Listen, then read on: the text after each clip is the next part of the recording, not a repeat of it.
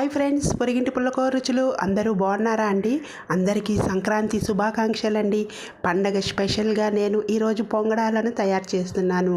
రాత్రే నానబెట్టుకున్న ఒక పావు కిలో బియ్యాన్ని తీసుకోవాలి. పావు కిలో బియ్యానికి ఒక 50 గ్రాములు బెల్లాన్ని యాడ్ చేయండి. చాలా టేస్ట్ బాగుంటుంది, సరిపోతుంది. ఇంకా మీకు స్వీట్ కావాలనుకుంటే ఇంకా యాడ్ చేసుకోండి. ఇప్పుడు ఈ విధంగా బియ్యాన్ని మిక్సీ జార్లో వేసి తడి బియ్యాన్ని ఒకసారి పౌడర్ చేసుకోవాలి. ఈ విధంగా మిక్సీ చేసిన బియ్యం పిండిలో ఇప్పుడు మనం తురిమి పెట్టుకున్న బెల్లాన్ని యాడ్ చేసుకోవాలి. ఈ బెల్లం వేసి ఒక గరిటెడు అంటే ఒక 3-4 టీ స్పూన్ల వాటర్ని యాడ్ చేయండి. ఎక్కువ వేశారంటే పల్చగా అయిపోతుంది. 3-4 టీ స్పూన్ల వాటర్ వేసిన తర్వాత మిక్సీ చేసి ఈ విధంగా పిండి రెడీ అవుతుంది మెత్తగా.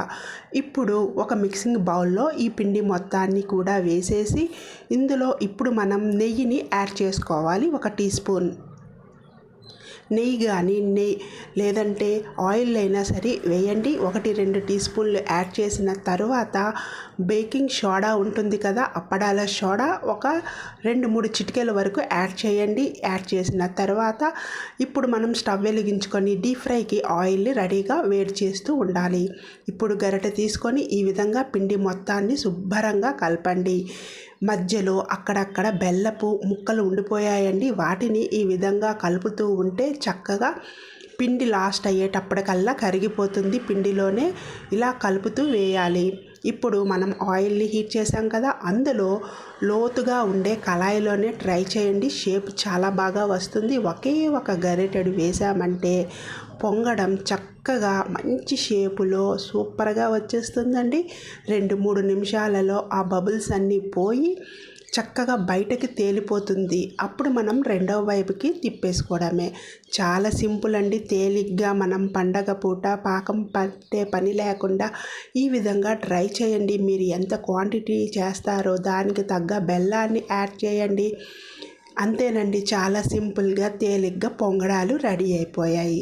చూసారు కదా, ఈ విధంగా ట్రై చేయండి. మంచి కలర్తో కరకరలాడుతూ సూపర్గా వస్తాయండి. లోపలంతా గుల్లగా. ఇప్పుడు ఈ విధంగా తయారైన పొంగడాలను పక్కన పెట్టేసుకోవాలి.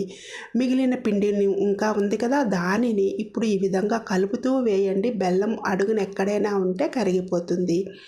ఇలా లోతుగా ఉండే కళాయిలో వేసామంటే షేప్ బాగా వస్తుంది. ట్రై చేయండి.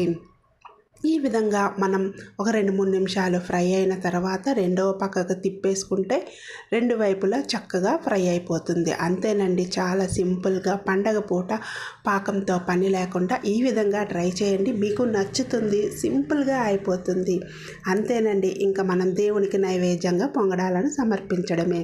చూసారు కదా, మీకు నచ్చినట్టయితే లైక్ చేయండి, షేర్ చేయండి, అలాగే మన ఛానల్ని సబ్స్క్రైబ్ చేయండి. అందరికీ సంక్రాంతి శుభాకాంక్షలు.